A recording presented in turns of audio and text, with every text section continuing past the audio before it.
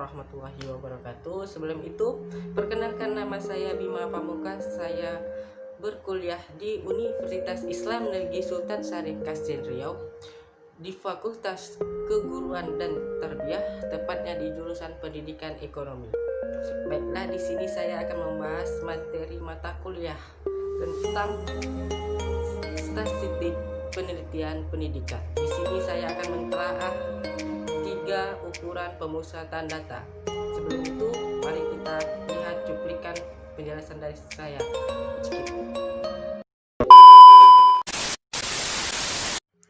Oke, masuk dalam pembahasan. 3 ukuran pemusatan data.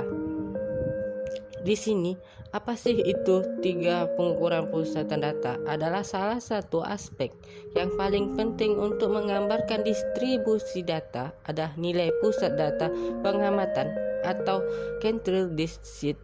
Setiap pengukuran aritmatika yang ditunjukkan untuk menggambarkan suatu nilai yang mewakili nilai pusat atau nilai sentral dari suatu gugusan data atau himpunan pengamatan yang dikenal sebagai ukuran pemusatan data atau densil sentral.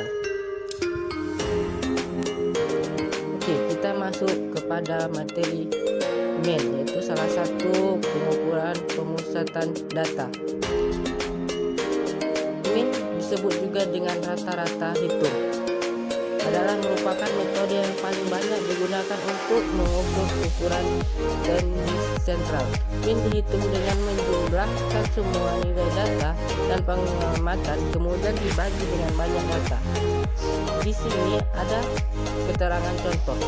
Salah satunya contoh yang saya buat di sini secara simpel, yaitu nilai mata pelajaran sejarah dari 6 siswa adalah 80, 75, 82, 65, 90, 73. Maka min di sini harus kita cari, kita jumlahkan semua nilai tersebut. 80 ditambah 75 ditambah 82 ditambah 65 ditambah 90 ditambah 73 dibagi berapa jumlahnya siswa tersebut, yaitu berupa 6. Jadi dapatlah di sini 77,5. Oke, kita masuk ke materi berikutnya, itu median atau disebut juga dengan nilai tengah. Adalah salah satu ukuran pemusatan data, yaitu jika segugusan data diurutkan dari yang terkecil sampai yang terbesar atau yang terbesar sampai yang terkecil sebaliknya, nilai pengamatan yang tepat di tengah-tengahnya. Bila jumlah data itu ganjil, maka nilai rata-rata kedua pengamatan yang diambil paling banyak, dan apabila nilai itu genap, maka di tengah keduanya harus dibagi. Semisal contohnya untuk bilangan ganjil, data bilangan ganjil yaitu misalnya ada 8, 7, 9. Jadi kita harus mengurutkan dari yang terkecil sampai yang terbesar. Jadi sini ada 7, 8, 9. Jadi ini adalah bilangan ganjil karena jumlahnya ganjil, maka mediannya adalah 8. Dan apabila untuk data genap, misalnya di sini saya buat adalah 2, 8, 3, 1, 8.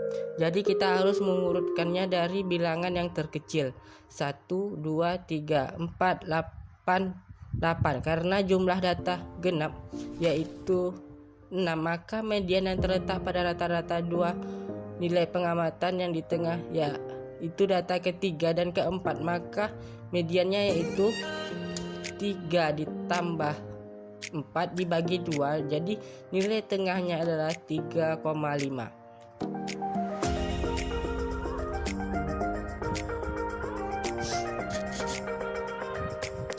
Oke, di sini kita masuk kepada materi yang berikutnya, yaitu modus.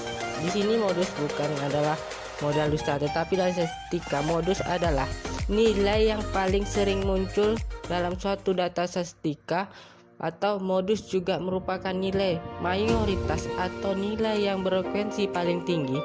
Modus dapat digunakan untuk menentukan sampel atau populasi dalam statistika. Perhitungan modus dapat diterapkan pada data numerik maupun data kategoris. Di sini saya sudah membuat tabel tentang contoh modus, yaitu di sini ada frekuensinya, hitungan frekuensi dan nilai X. Jadi simpel saja, untuk menentukan modus itu kita harus mencari frekuensi yang paling besar, yang paling banyak jumlahnya. Jadi di sini terdapat 85, maka modus terbesar di sini adalah 85. Next, saya sudah menyimpulkan beberapa rumusan dari main, median, dan modus di tabel.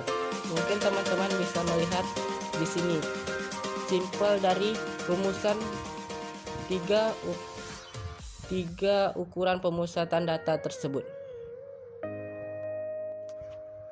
Jadi dalam 3 ukuran pemusatan data atau disk sentral merupakan nilai pewakilan dari suatu distribusi data, sehingga harus memiliki sifat-sifat yang harus ditentukan, yang sudah ditentukan. Salah satunya yaitu harus mempertimbangkan semua gugusan data, tidak boleh terpengaruh oleh nilai-nilai ekstrim, harus stabil dari sampel ke sampel, dan harus digunakan untuk analisis lebih lanjut.